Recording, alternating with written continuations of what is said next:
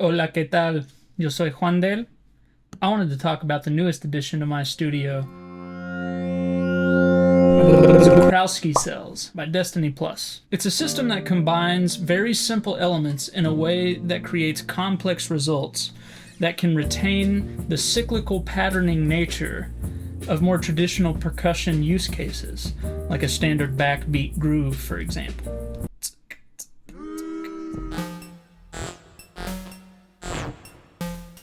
I won't bore you with the minor details of every control and every jack on every submodule, but here's a list of the submodules that it has. So there's the pulse network, dual complex oscillator, 4 through 0 oscillators, 3 drum voices, dual phaser, 2 ADSR envelopes, 2 simple LFOs and 2 complex LFOs, 4 VCAs, 5 joysticks, and a stereo pan mixer. A lot of people sequence drums using a step sequencer where you select a pattern, you have a clock rate, and it cycles that pattern. So the pulse network is a circuit that takes 4 inputs and turns them into patterns of gates. The 4 white jacks are the inputs, these 16 red jacks are the outputs. What signals you put into the pulse network change the pattern that comes out. So for example, we have a simple LFO here with sine, pulse, and triangle waves. If I take this sine wave and put it into input A, we see it creating a pattern that reflects the LFO being input into the pulse network. And then we can use that to trigger a drum voice like the kick drum. The different wave outputs of the oscillators have phase offsets, so you can get a simple cyclical symmetrical pattern by using different waveforms from the same oscillator. So now we have a 4-step pattern going using the pulse output into input B. We can also see what it does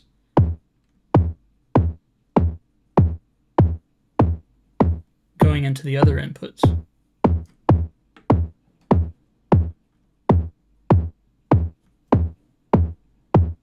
So there's a lot of variety that you can get out of very simple modulation sources. So here we have just the pulse wave going into the first input, so we get a very simple pattern. But if I add in a triangle wave, and then just by changing the contour of the wave, which changes the pulse width, then we can get a swing pattern. And then we have control over the tempo. And yes, it can go well into audio rates.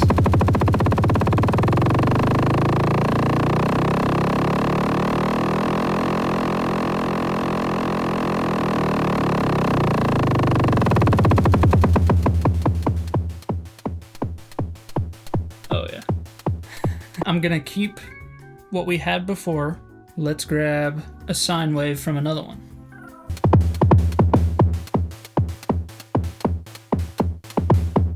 So what we're hearing is kind of the constructive interference between these two waves.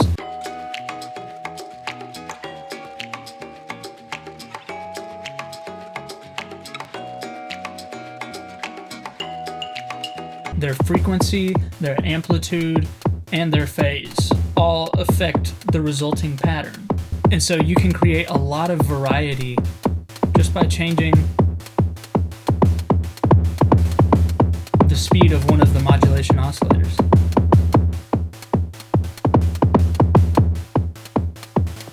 And the great part is that it's cyclical. Because they're cycling waveforms, this constructive interference repeats.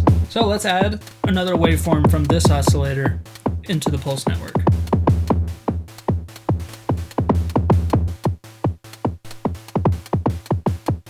So if you want to add a little more variety to the patterns, then you can add a random CV signal from the 2 sample and holds.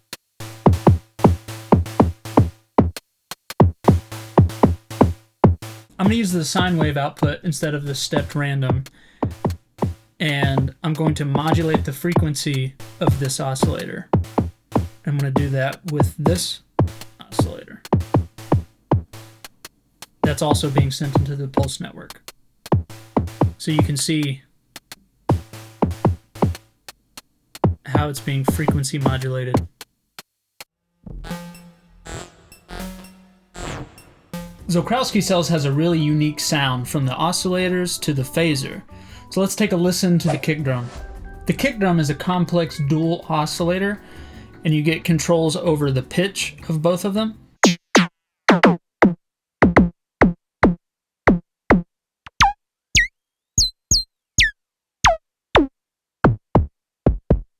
Control over the shape of both of them.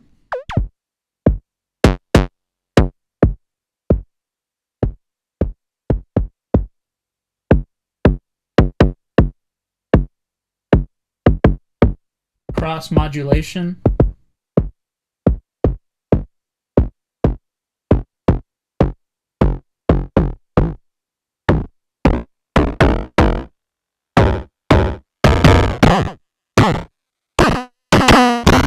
The decay cross mod index.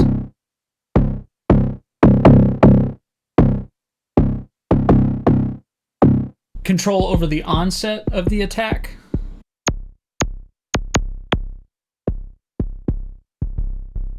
And manual and CV control over the decay.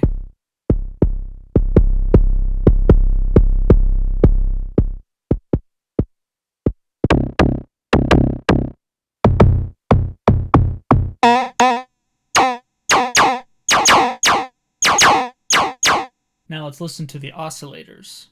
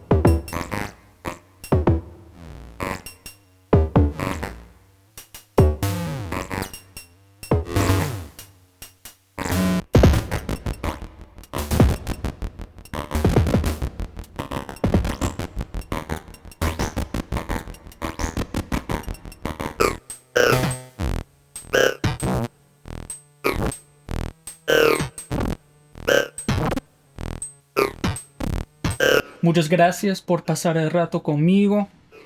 Cheers, y'all.